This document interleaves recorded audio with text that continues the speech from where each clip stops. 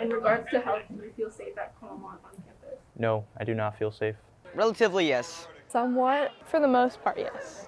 Not totally, not really.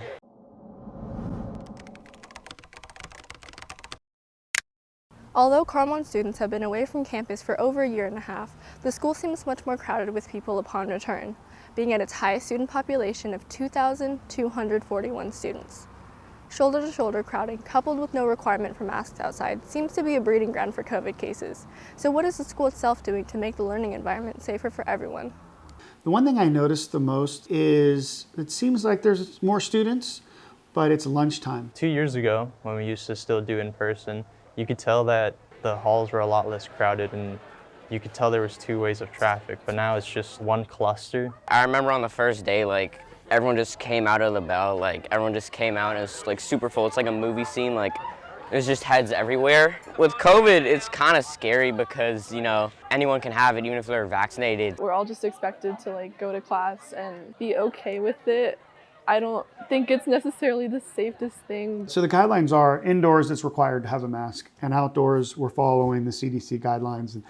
And so that it's not required. We're highly encouraging students and anybody to wear masks outside as well. Really, there is not much else that can be done with a large number of students on campus. We're encouraging students to take alternate routes when possible. We do encourage that, and we talk to students regularly about that. Well, there's 6 feet away, you have to wear a mask. That's the rules I'm seeing. But it's not really doing much when, there's just packed people in some hallways. Honestly, I don't think the administration has really done anything because I guess they have a lot more other problems. I don't think they get to really see this problem firsthand when they're not the ones going to class. We only had 8 positive cases on campus since August 11th. We have 2,240 students on campus. It's a lot.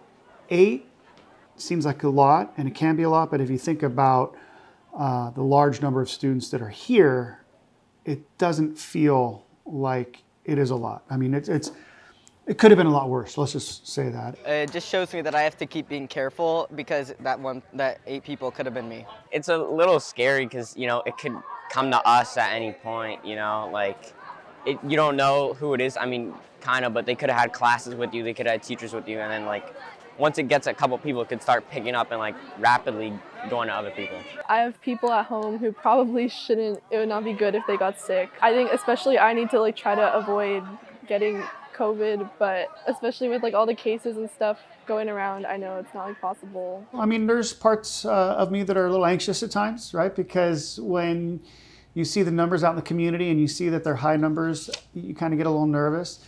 I do take precautions. I'm washing my hands regularly. My mask is on outside. I'm wearing a mask and I'm also taking routes outside. I mean, I'm wearing a mask, I'm washing my hands, I'm vaccinated. I usually try to wipe down my space before I go to class and not be too close in contact with other people, but I don't know if necessarily everybody else does the same. Though the administration is officially implementing precautionary measures against the spread of COVID, it seems that many students don't really notice them in practice. This ultimately leaves the health safety of students and staff up to the individual. Take extra precautions on your own to make sure yourself and others don't get sick, and be aware of crowded areas and do your best to avoid them. Reporting for Scott Center News, I'm Sabrina Lowe.